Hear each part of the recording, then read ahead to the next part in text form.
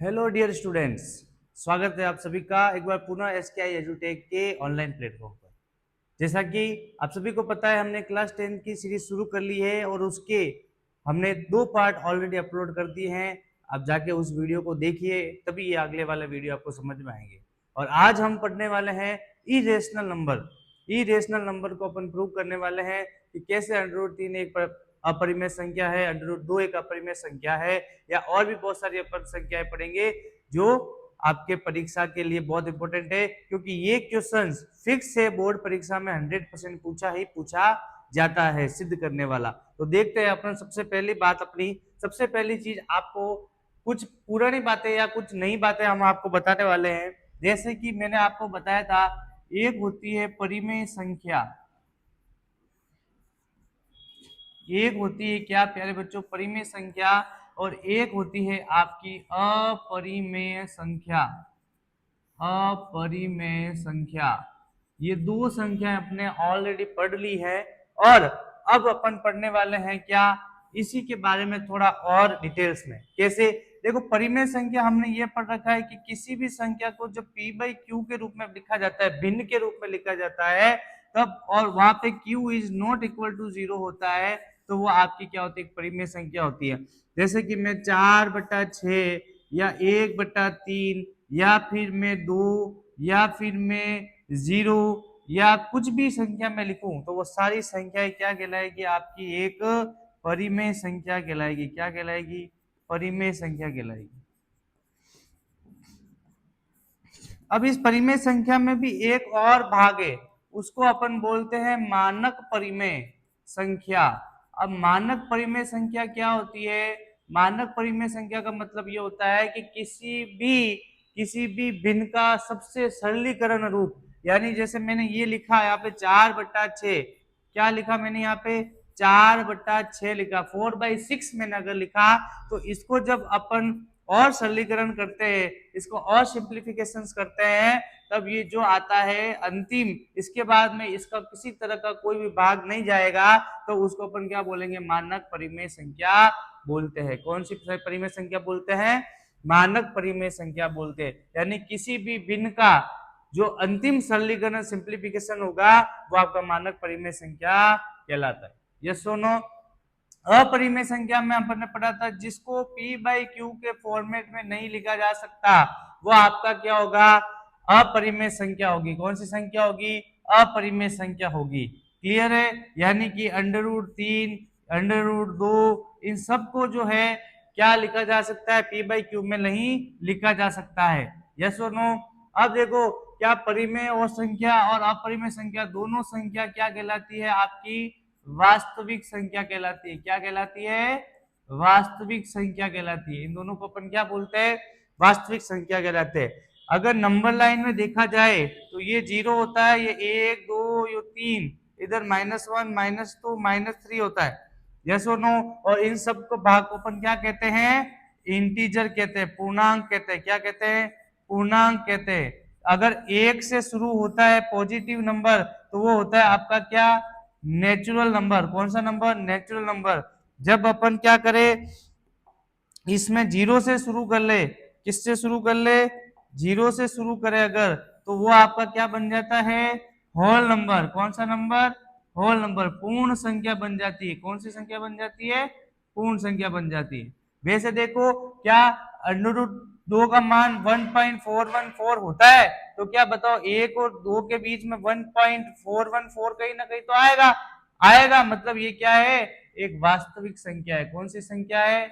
वास्तविक संख्या है। कौन सी संख्या है? वास्तविक। मतलब ऐसा नंबर जो नंबर लाइन के ऊपर अगर प्रदर्शित हो रहा है, उसके ऊपर आ रहा है, तो वो आपका क्या हो जाएगा? वास्तविक संख्या हो जाएगी। तो ये वास्तविक और ये परिमेय और अपरिमेय संख्या के बाद में पहले भी मैंने बताया था और आज फिर से बता रहा हूं। चलिए नेक्स्ट स्लाइड पे अपन देखिए। अब अपन यहाँ पे ये पढ़ते हैं क्या, एक होता है, देखो प्यारे बच्चों, सअभाज्य संख्या, को प्राइम नंबर, सअभाज्य संख्या। अब सअभाज्य संख्या के बारे में आपको क्या सीखना है? को प्राइम नंबर। सअभाज्य संख्या क्या होती है डियर स्टूडेंट्स? सअभाज्य संख्या वह संख्या होती है जिसका जो एचसीएफ होगा वो केवल क्या होगा? एक होगा। क्या होगा? एक। यानी इसके अधिक गुणनखंड नहीं होने चाहिए। ऐसी संख्याओं का जो पेयर हो वो क्या होना चाहिए? एचसीएफ एक होना चाहिए, तभी वो आपका क्या कहलाएगा? सअभाज्य संख्या कहलाएगी।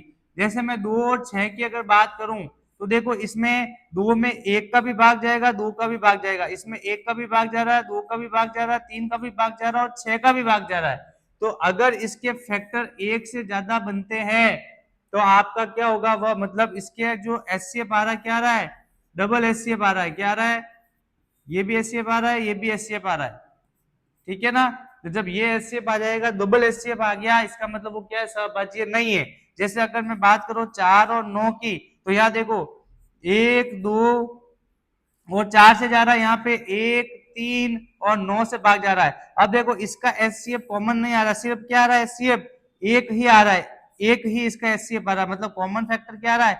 एक आ रहा है। मतलब ये आपकी क्या है? सअभाज्य संख्या है। ये आपकी क्या है? सअभाज्य संख्या है। क्यों है सअभाज्य संख्या? क्योंकि इसका हायर कॉमन फैक्टर जो आ रहा है वो क्या आ रहा है? एक आ रहा है। क्या आ रहा है? एक आ रहा है। क्लियर है? सअभाज्य संख्या आपको समझ में आनी चाहिए। किसी भी रेशनल नंबर के अंदर जो p बाई क्यू लिखा आता है, ये दोनों हमेशा क्या होता है? सअभाज्य संख्या होता है। क्या होता है? सअभाज्य संख्या या सअभाज्य पूर्णांक होता है। क्या होता है? पूर्णांक होता है। यस और नो? अब देखो ध्यान दो, देखो एक थ्योरम है आप लोगों के 1.2 प्रमेय 1.2, ये कह रही है कि मान लो p एक अभाज्य संख्या है, एक अभाज्य संख्या है जो ए स्क्वायर को विभाजित करती है, तो p ए को भी विभाजित करेगी।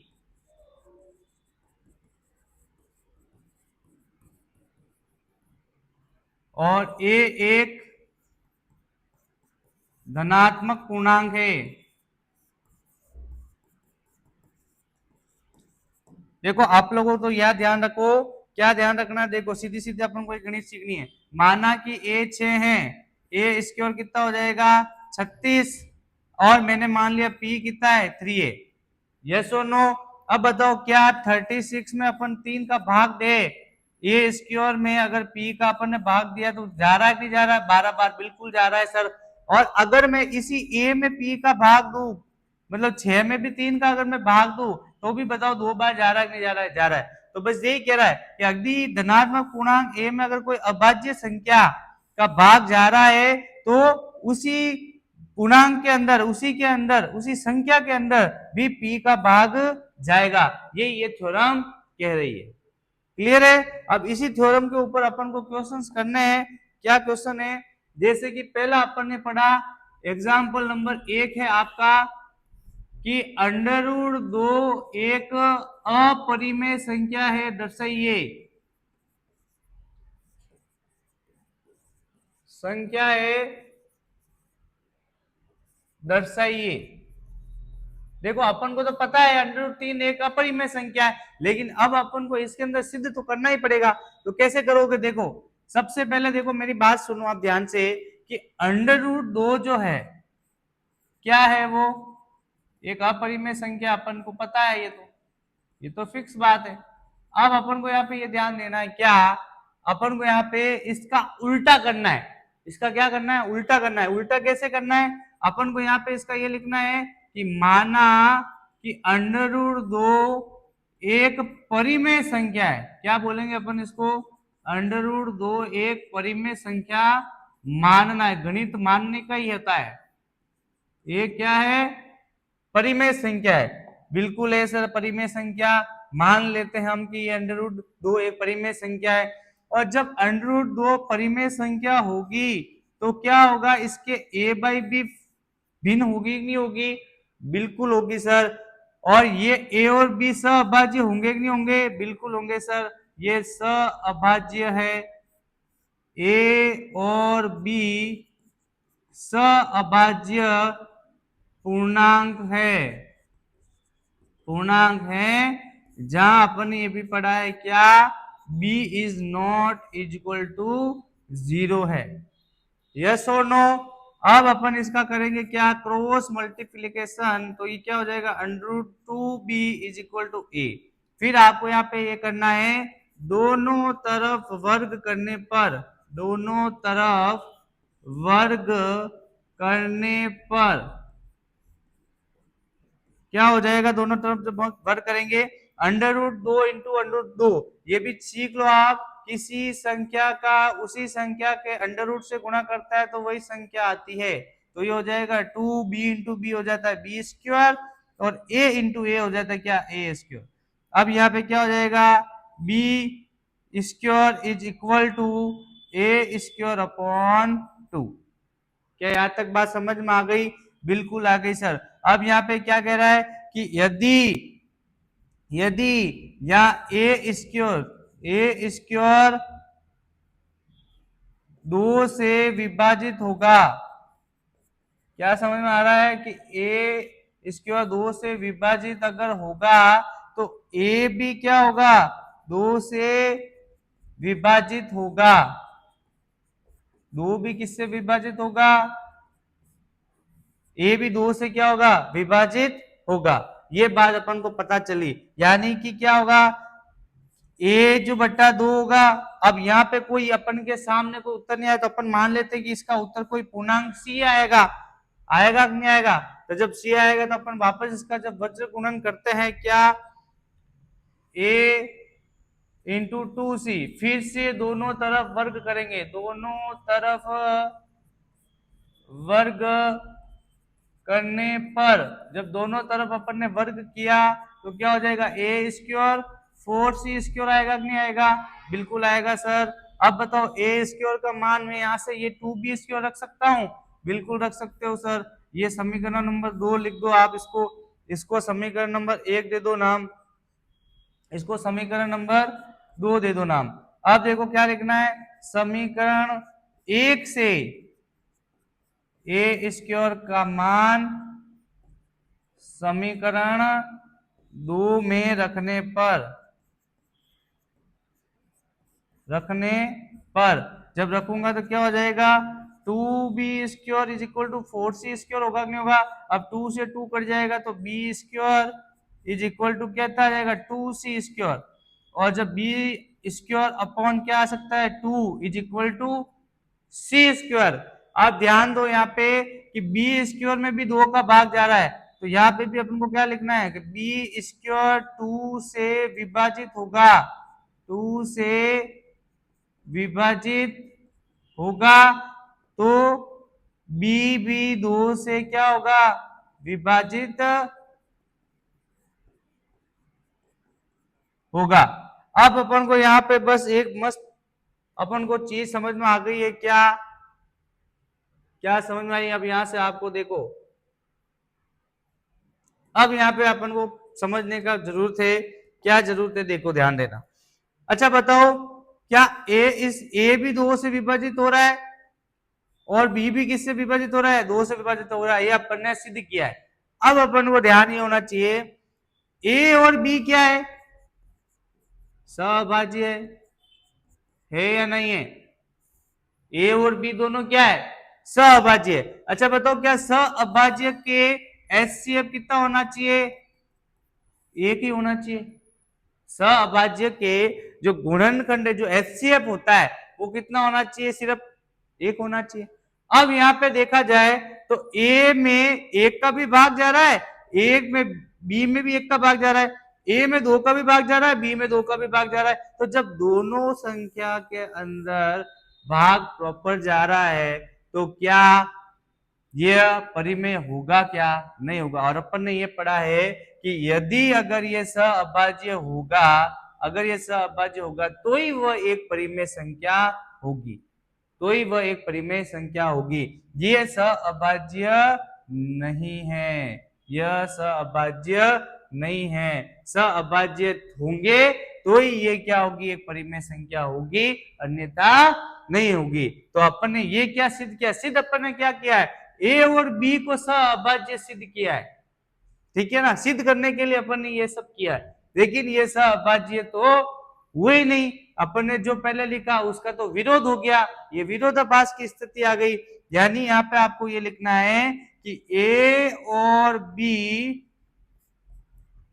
दोनों दो से विभाज्य है, विभाजित हो रहे हैं, तो यह सअभाज्य नहीं है।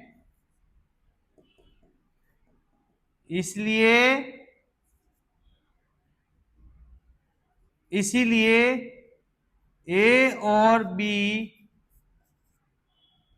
परिमेय संख्या नहीं हो सकती। मतलब कि ए बाय बी, मतलब ए बाय बी परिमेय संख्या नहीं हो सकती, तो क्या होगा, अंडर रूट दो एक अपरिमेय संख्या है, अपरिमेय संख्या होगी। यस और नो? देखो वापस समझो एक बार, यार ये आप लिख लो, नेक्स्ट अपन अंडर रूट 3 वाला फिर से एक बार समझ लेंगे, ठीक है।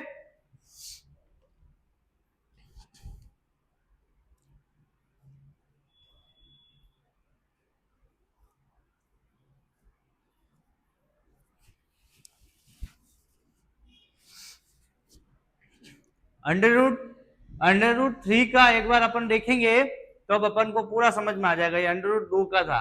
ये क्वेश्चन एक पक्का आएगा बोर्ड में, हाफ ईयरली में, फर्स्ट टेस्ट में, सब में आना है। ये वेरी इंपॉर्टेंट क्वेश्चन है और ये पक्का आता है परीक्षा।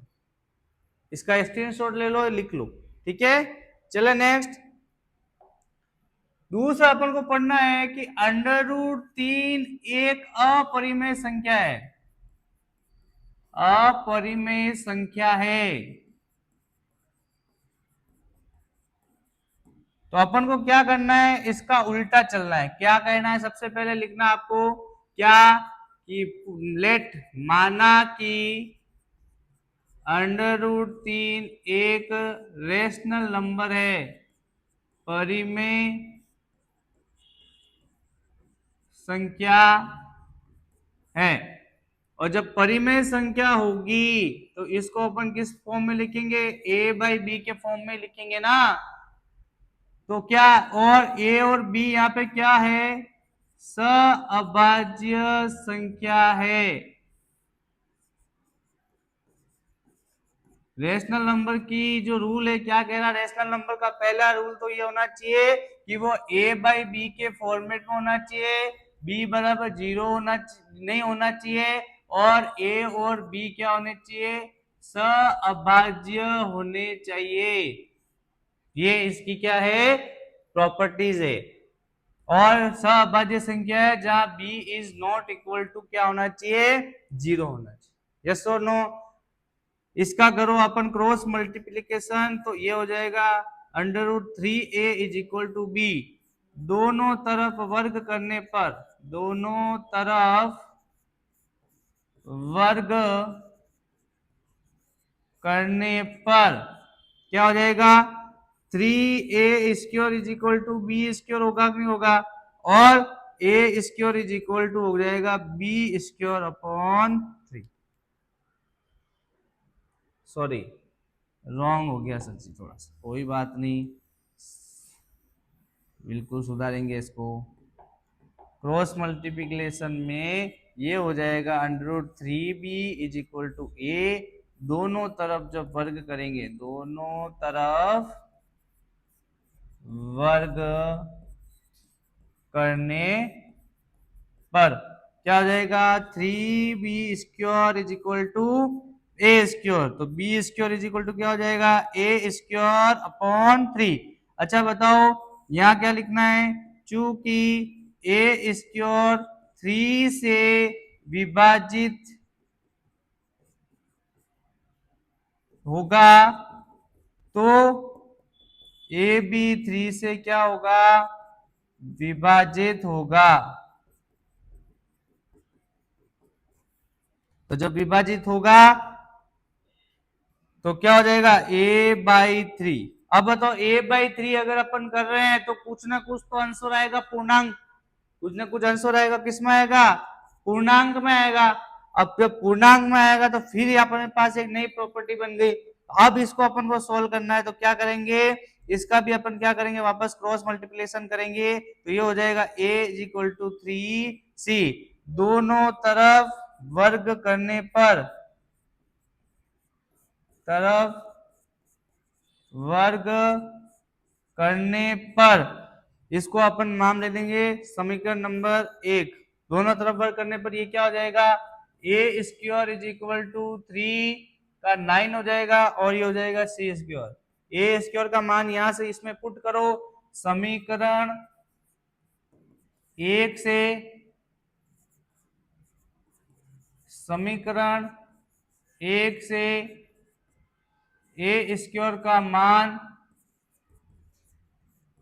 रखने पर क्या हो जाएगा,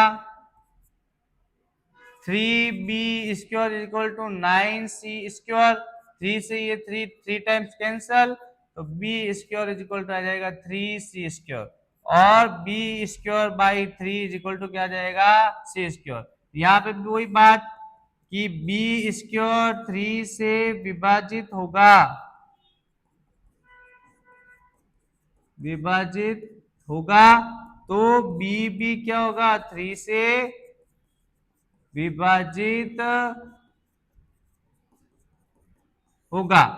यस और नो। जब विभाजित, दोनों विभाजित हो रहे हैं तो अपन यहाँ पे देख रहे हैं कि ए भी 3 से विभाजित हो रहा है, बी भी 3 से विभाजित हो रहा है, तो क्या बताओ यह सहभाज्य होंगे क्या, बिल्कुल नहीं होंगे, यह सहभाज्य नहीं होंगे। जब सहभाज्य नहीं होंगे तो मतलब क्या है, यह एक परिमेय संख्या नहीं है। और परिमेय संख्या होने के लिए ए बटा बी को क्या होना चाहिए, सहभाज्य होना चाहिए। क्या होना चाहिए, सहभाज्य होना चाहिए। तो ए और बी सहभाज्य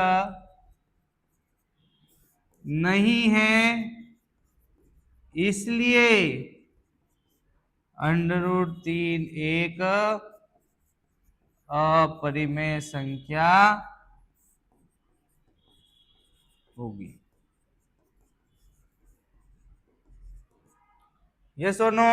देखो वापस ध्यान से समझो इसको कि √3 एक परिमेय संख्या है, अपन को मानना है, लेकिन होती तो अपरिमेय है। अच्छा जब परिमेय संख्या होगी तो क्या इस √3 को a बटा b के रूप में लिख सकते हैं, बिल्कुल लिख सकते हैं, क्योंकि अपन ने पढ़ा है कि a बटा b का फॉर्मेट या p बटा q का फॉर्मेट ही क्या होता है, एक परिमेय संख्या होता है। और ये दोनों जो होते हैं वो क्या होते हैं, सहभाज्य होते हैं। सहभाज्य वो होते हैं जिसके अंदर HCF एक होना चाहिए, मतलब एक का ही भाग उसमें जाना चाहिए।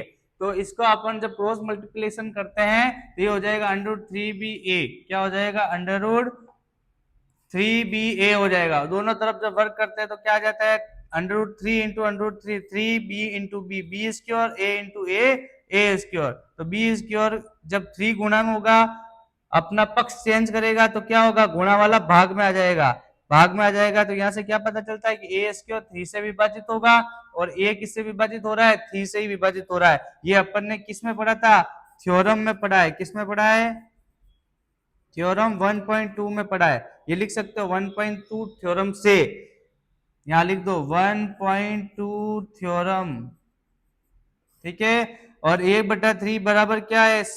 क्यों लिया c, कि a बटा 3 जब सोल्व करेंगे तो कुछ तो पूर्णांक आएगा, तो बराबर c लिया, पर फिर वापस वज्र गुणा किया, क्रॉस मल्टीप्लिकेशन किया तो क्या होगा, वापस a स्क्वायर 9c स्क्वायर हो जाएगा। समीकरण 1 से a स्क्वायर का मान यहाँ पे रखा, जब यहाँ पे रखा तो 3b² आ गया, 3 से ये कटा कितनी बार 3 टाइम्स, तो b² बराबर 3c² आ गया, c² मतलब b² बटा 3, फिर से ये इधर आ जाएगा तो 3 हो जाएगा।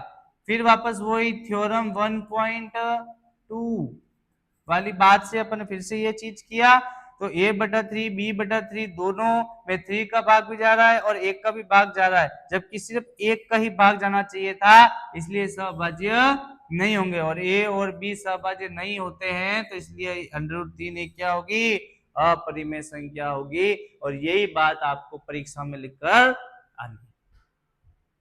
यस और नो? कर लोगे? बिल्कुल कर लोगे, आप सभी बड़े इंटेलिजेंट हो भाई, करोगे क्यों नहीं करोगे। चलते हैं नेक्स्ट। वैसे √5 का भी करना है, लेकिन आपको मैं इसका बता देता हूं, 5 माइनस √3 एक अपरिमेय संख्या है, ये आपको बताना, अपरिमेय संख्या है, ये दर्शाना है। तो देखो प्यारे बच्चों, वही चीज करनी फिर से, माना कि 5 माइनस √3 एक परिमेय संख्या है। कौन सी संख्या है? परिमेय संख्या है। कौन सी संख्या है? परिमेय संख्या है। बिल्कुल है सर। तो परिमेय संख्या होगी तो हमको ये पता है कि ये a/b के फॉर्म में होती है, जहां a और b क्या होते हैं? सहअभाज्य होते हैं, सहअभाज्य होते हैं, और b बराबर नॉट इक्वल टू 0 होगा। a और b सहभाज्य होते हैं। पर अपन को अभी यहाँ पे ये चीज नहीं लगानी है, अपन को यहाँ पे ये करना है क्या कि √3 क्या है आपका, अपन ने पहले ही पढ़ा है कि √3 अपन को पता है एक अपरिमेय संख्या है।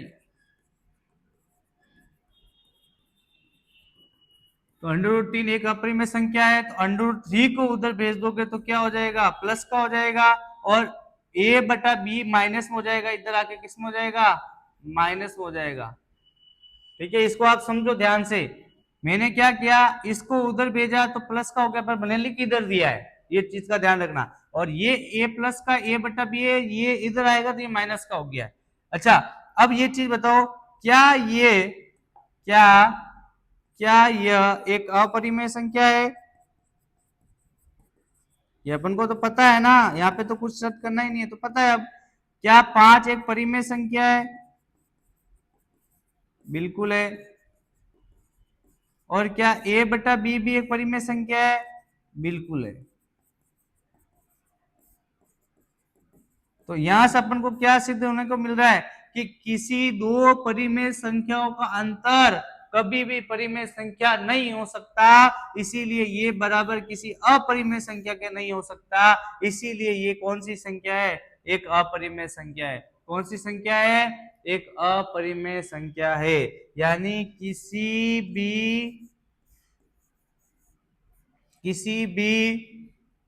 दो परिमेय संख्याओं का अंतर, दो परिमेय संख्याओं का जो अंतर है कभी भी एक अपरिमेय संख्या नहीं हो सकती।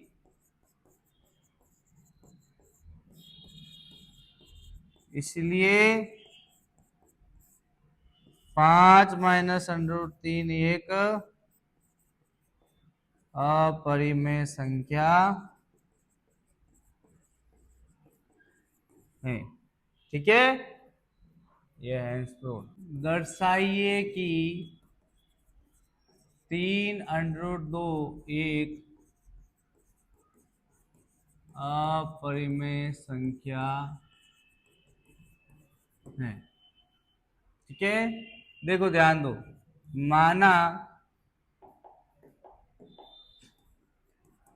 माना कि 3√2 एक परिमेय संख्या है।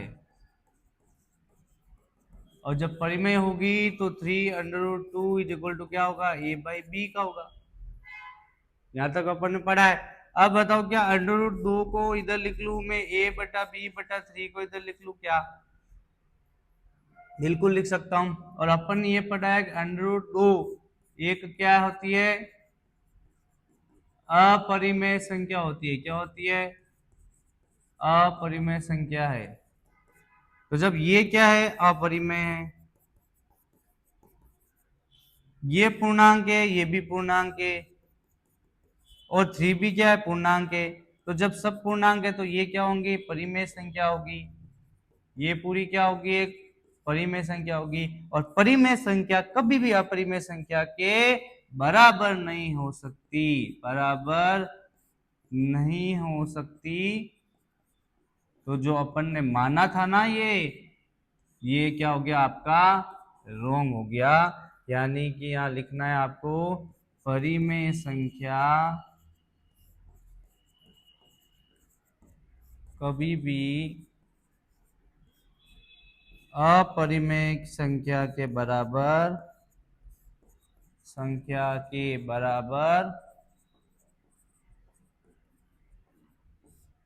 नहीं हो सकती। और ये भी लिख दो, a, b और 3 एक पूर्णांक है। ठीक है, नहीं हो सकती, इसीलिए 3√2 एक अपरिमेय संख्या है। क्लियर? तो ये आपके 1.2 एक्सरसाइज के एग्जाम्पल्स अपन ने डिस्कस किए हैं। और अब हम नेक्स्ट वीडियो के अंदर, नेक्स्ट लेक्चर के अंदर हम 1.2 के जो क्वेश्चन है उनको सॉल्व करेंगे। तो इसलिए आप इस परिमेय और अपरिमेय संख्या को और अच्छे से समझने के लिए जो पुराने वीडियो है उसको भी देखना, आज का इस वीडियो को देखना, सहअभाज्य पूर्णांक को भी समझने की कोशिश करना। और इन जो एग्जाम्पल्स है इनको क्या करना है, आपको बार बार सॉल्यूशन इसका करते रहना है, तभी आपकी प्रैक्टिस परफेक्ट होगी। और जो कैलकुलेशन ट्रिक्स मैंने बताई है उन कैलकुलेशन ट्रिक्स पे भी थोड़ा आपको काम करना है। आज या कल में मैं HCF और LCM की एक ट्रिक लेके आने वाला हूं जो आपको एक शॉर्ट्स के माध्यम से, YouTube शॉर्ट्स के माध्यम से मिलेगी। तो आप इस चैनल से जुड़े रहे, बहुत सी अच्छी अच्छी जानकारी आपको मिलती रहेगी। तो मिलते हैं अपन अपने नेक्स्ट वीडियो के अंदर, तब तक के लिए thank you. Subscribe now and press the bell icon. Never miss an update.